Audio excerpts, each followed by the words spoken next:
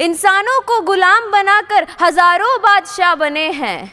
इंसानों को गुलाम बनाकर हजारों बादशाह बने हैं, लेकिन गुलामों को इंसान बनाकर सिर्फ एक ही बादशाह बने हैं। लेकिन गुलामों को इंसान बनाकर सिर्फ एक ही बादशाह बने हैं, और वो है doctor Bhimrao Ramji Ambedkar.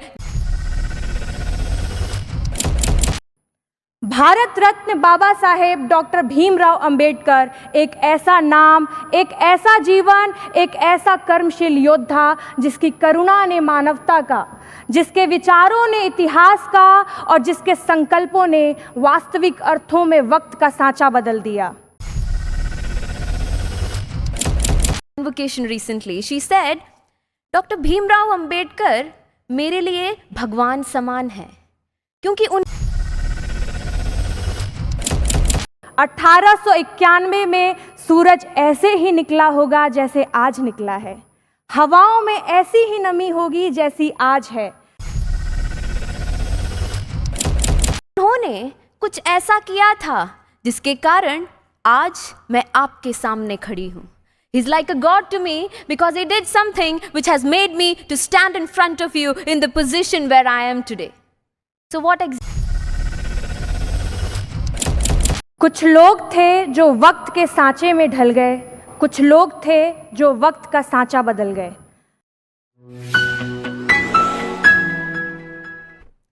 A very good morning to one and all present here. I'm reminded of the words of our very own President Srimati Draupadi Murmu when she was addressing a convocation recently. She said, Dr. Bhimrao Ambedkar मेरे लिए भगवान समान है, क्योंकि उन्होंने कुछ ऐसा किया था जिसके कारण आज मैं आपके सामने खड़ी हूँ।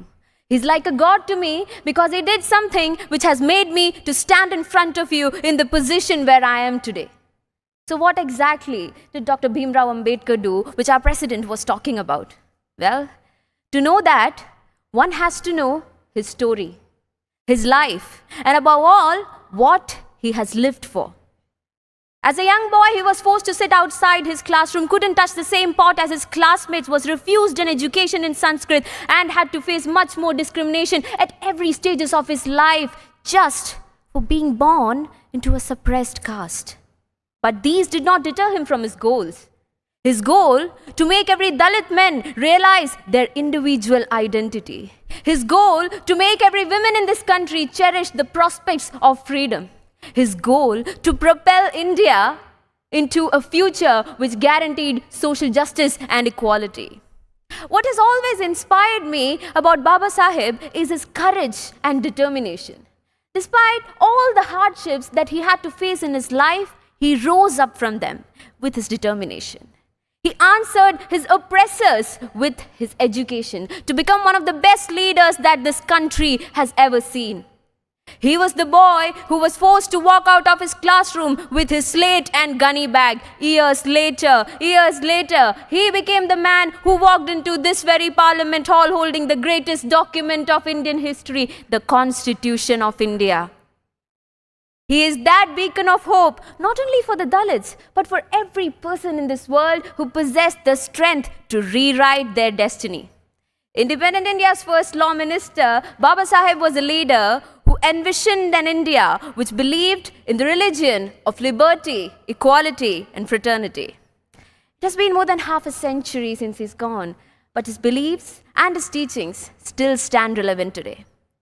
In the end, I would just like to conclude by quoting a few words about him which says, इंसानों को गुलाम बनाकर हजारों बादशाह बने हैं। इंसानों को गुलाम बनाकर हजारों बादशाह बने हैं, लेकिन गुलामों को इंसान बनाकर सिर्फ एक ही बादशाह बने हैं। लेकिन गुलामों को इंसान बनाकर सिर्फ एक ही बादशाह बने हैं, और वो है डॉक्टर भीमराव रामजी अंबेडकर। जय भीम, जय भारत।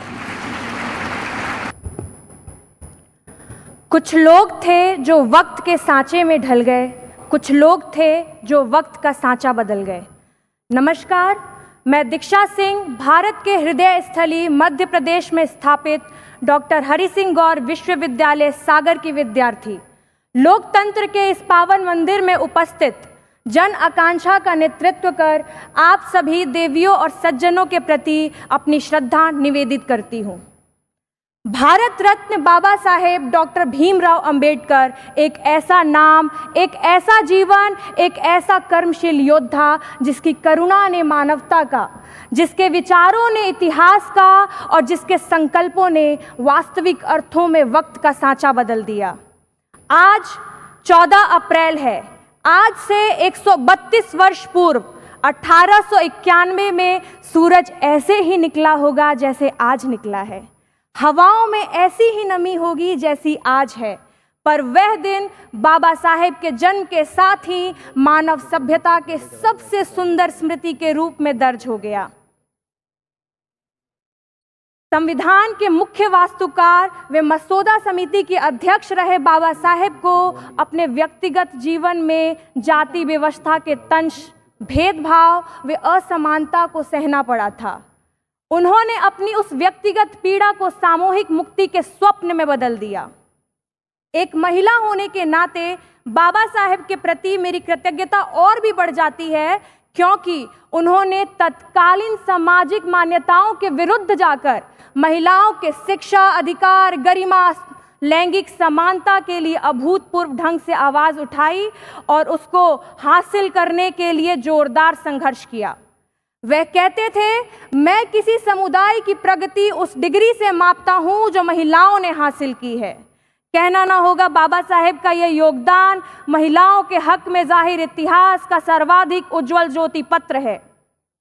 बाबा साहेब डॉक्टर भीमराव अंबेडकर व्यापक अर्थों में एक बड़े नेता, समाज सुधारक और परिवर्तन धर्मी थे।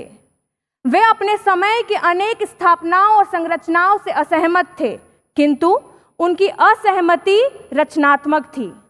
बाबा साहेब ने भारत को समझने, भारत से असहमत होने और भारत को बदलने का भारतीय ढंग दिया, जिस पर हाथ रखकर देश प्रेम की सौगंध खाई जा सकती है। यही बाबा साहेब की असहमति का अभिनव सौंदर्य शास्त्र है।